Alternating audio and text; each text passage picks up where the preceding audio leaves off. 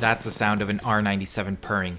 Live Fire came out yesterday. I got a chance to play around with a lot of different things. I got to try out crates, meadow, and I have a really good feeling about this game mode. It's actually a lot better than I thought it'd be. The maps are actually really diverse. The balance is really good on them. It definitely caters to all kinds of player. Crates being a little bit more high mobility. This one you can be a little bit more tactical, a little bit more campy, holding better positions.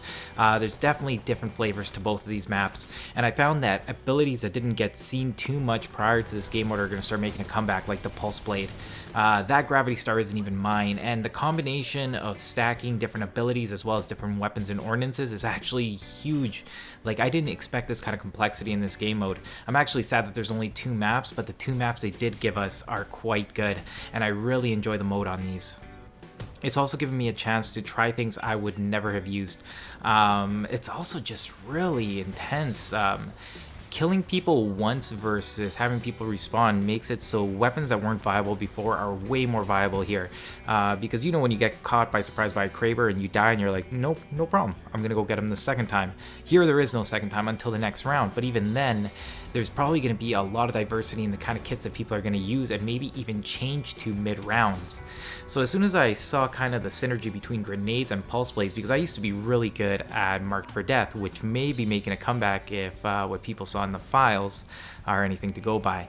But since if I know where people are, I can land grenades on them, so I started pairing it up with a pulse blade. This is something I never used really seriously up until just yesterday when Live Fire came out. But I also used a little bit of my grappling hook. I'm going to show you some stim openers. A lot of this video is actually going to be about openers. I threw myself into the grinder learning like all the positioning in this game, also learning the mechanics. You can see that the flag carrier is right there. There's no use in carrying the flag, it just gives away your position. It only matters at the end of a match. If you're holding it, you win the match. So prior to that, you really don't want to be picking it up. So there's a lot of really tactical things because well, we'll get into that in the end. I'm going to show you some extended clips of just some tactical play and ways to really win. But I first want to start about openers. And I was changing over to a Gravity Star because I wanted to try something new. And this guy caught me completely by surprise. Like, look how fast he came through the midfield. Like, that's a really risky move. And I wanted to play around with the Gravity Star, but the thing is, I actually know a counter to that. So I'm going to change back to my grenade, and I'm going to catch him the next round. I have to wait until I respawn, but that's okay. It's giving me some time to kind of think about it and how I'm going to cook this grenade. And this is really what the basis of openers were. Remember, I was trying to tell you guys that you need to adapt, and you're going to get quite a few rounds to adapt to people's play, and that's really what's going to make the difference. I'm going to show you a couple of different grenade openers. This one's meant to land in front of you as somebody who's coming up. This second one's actually made to be pretty much on the ground or almost on the platform. So these are the different kind of grenade throws that you're going to be able to do, and these are the things that people are going to start learning in this game type pretty quickly.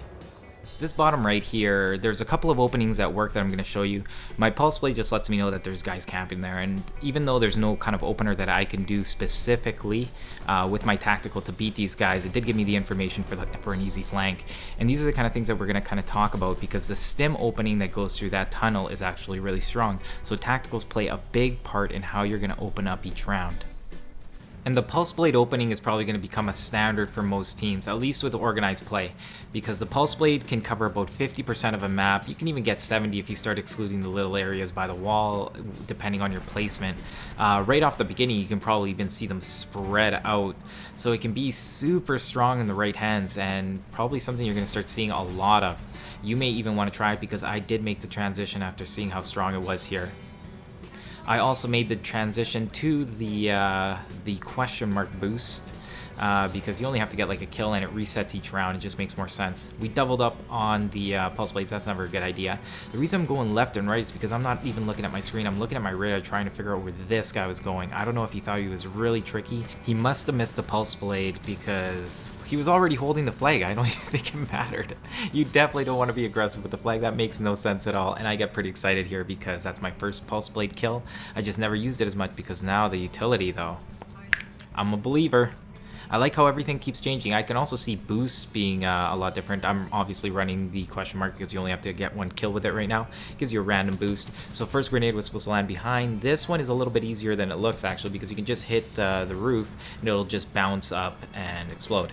So there is a little bit of leeway with some of these grenades that are going to make some of these power positions a lot tougher for people to exploit, especially the people that like using it for some long range shots with some sort of assault rifle. And I just want to clarify, earlier when I was talking about the Pulse Blade opener, the reason I say it's about 50 or 70% of the map is because I'm only taking into account their half of the court, because at the beginning of the game that's what they have. So I guess you're only doing like 30 50% or some sort of numbers like that. I'm no math magician, you guys do your own math. So to buy time for that grenade, I bounced it off, and that's really what it's all about if you want to get really good with grenades. It's about knowing how to exploit the time with them, because obviously when you first cook them, this timer goes down. I don't need to explain this. There's the backboard, it blows up the guy. Somebody's shooting, throw it in a general direction, but make sure to cook it slightly, because that's what really makes a difference. Never throw a grenade that's not cooked. This guy ruins my clip because he's AFK.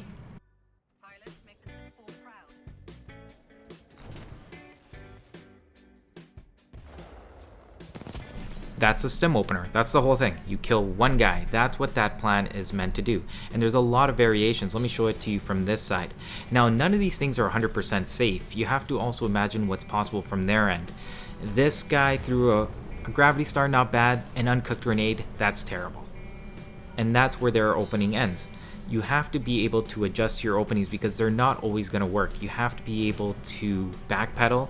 Don't overcommit, because right now I played on somebody being on a wall run, and instead he actually just ran in regularly, and that ruined my engagement. Also, apology for the last few minutes, just because the heater was on and then it sounds like I'm inside of a tornado. I turned that off, everybody's nice and warm, so we're gonna get back into the commentary. Sorry, I don't have enough time to redo it just because I have so many things going on. So let's just keep going. This is a different stim opener. This is not revolving around getting somewhere first. This is more about getting into a regular engagement and then turning it on so you can get into the second one. So there's different ways that you're gonna be using your stim. You can use it right off the bat to try to get, again, the positional advantage, go in for one really quick kill, or you can just take a regular engagement and then use your stim. So you have to understand, this is all just a series of openers. You guys need to get into the mentality of having a plan, being ready with a backup plan, and also trying to watch out for those common openers that other people are going to be doing. So let's get into some of the technical things about this game type. Being defensive, you have 1 minute, and if you can't be patient for 1 minute at times, then like you may need some medications, because that's actually some of the strongest play that you can do at the beginning of a match, especially for people that are recklessly aggressive. Some people are just flying in through the lanes like nobody's business, just reckless abandon, and the counter to that sometimes is literally just aiming down sight on your gun and just waiting for them. You don't even have to move off the spawn. You have to be ready to counter people's play, and sometimes you have to be willing to admit that your play is not the best way to go about something and make a transition to some sort of different tactical, different ordnance, or just having a plan with your teammates. He has the flag right now because as you can see that we're down. We were being really aggressive against this team, and we decided to try something different. We're going to grab the flag instead and then force them to come to us, because they're going to have to be forced to engage you within a minute. So up until then, it's also a matter of like, I'm not going to waste my grenades here for a common opener. I'm actually going to save them for the middle here, and I want to just take control of this flag. If anybody tries to come and take it, I'm there to meet them. And this team has been more defensive, so I'm not expecting them to really come. Maybe I can snag a grenade kill, but that's not the point. I'm just kind of wasting the time as I keep map control here in the center. And it's just about time to yank that flag, and when my teammate does take it, I'm going to be there for some sort of defense, because a lot of people are going to be getting tunnel vision for this flag, because that's what they're going to be seeing on the radar, and eventually you know they're going to come. So there's a lot of positions that you can give yourself that are going to give you the advantage. We're going to get into some more tactical stuff. That's pretty much the end of the video. If you guys enjoyed it and want to support my channel, make sure to like, subscribe, comments. I always like hearing your thoughts. Those people that want to play with me, we got a pretty good thing going in my network right now. That's GameInReview. The tag is YTME, so make sure to join me there. What else are we going to be doing? Maybe a little bit more live fire. We're going to be rolling out a Ronin video, so that's coming up real soon. More mobility stuff, more things to just help you improve your game, and maybe next guy's suggestion. If you guys have something to add, make sure to leave it in the comments. Thanks for joining me. I'm Paper. Cut to you. This is GameInReview, and I'll see you guys next time.